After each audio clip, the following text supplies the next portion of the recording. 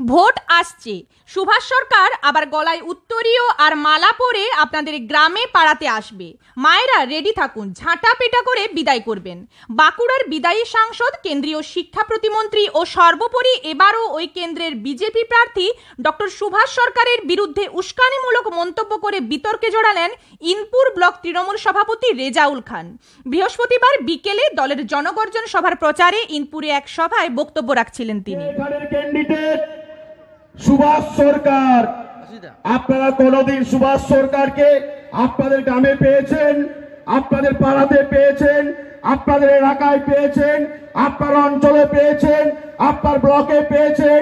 একটা প্রেসিডেন্টের জন্য সার্টিফিকেট পেয়েছেন, ক্যান্সার পেশেন্টের জন্য একটা সার্টিফিকেট পেয়েছেন, রূপশ্রী কন্যাশ্রীর জন্য মুখ্যমন্ত্রীর দান তহবিলে যে আমাদের স্কলারশিপের টাকা পাওয়া যায় তাদের এমএলএ একটাও সই করেছে? কেউ করেনি। যে করেন আমাদের পাশে সামনে বসে আছেন মঞ্চে মাননীয় অরূপ চক্রবর্তী মহাশয়, তিনি করেন। আবার ভোট আসছে, বিজেপির নেতারা আসবে আর পাড়ায় পাড়ায় যাবে, আর বিজেপির এই ভেটকারীরা আবার সুভাষ সরকার গলায় উত্তরীয় পরে, গলায় মালা পরে আবার আপনাদের গ্রামে আসবে, আপনাদের পাড়াতে আসবে। মায়েরা রেডি থাকুন, ছাটা পিঠে করে আপনারা বিদায় করবেন।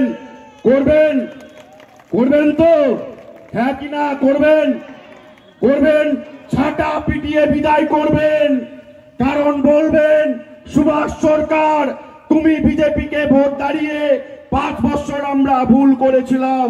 করোনার সময় 2 বছর বন্ধ ছিল, এই 2 বছরে আপনারা কেউ আসেন না, আমাদের কেউ খোঁজ নেন না।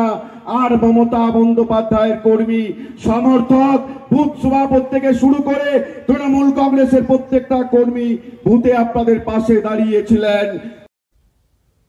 সভা শেষে সাংবাদিকরা এ বিষয়ে ইনপুর ব্লক তৃণমূল সভাপতি রেজাউল খানকে প্রশ্ন করলে তিনি নিজের বক্তব্যের সমর্থনে বলেন, আমরা বলছি না, গ্রামের মহিলারা বলছেন। বলছি না, গ্রামের মহিলারাই বলছে যে এই বিজেপির এই ক্যান্ডিডেট সুভাষ সরকারকে 5 বছর আগে 2019-এ ভোট দিয়েছিলেন, তারপরের থেকে তারা দেখতে পায় না।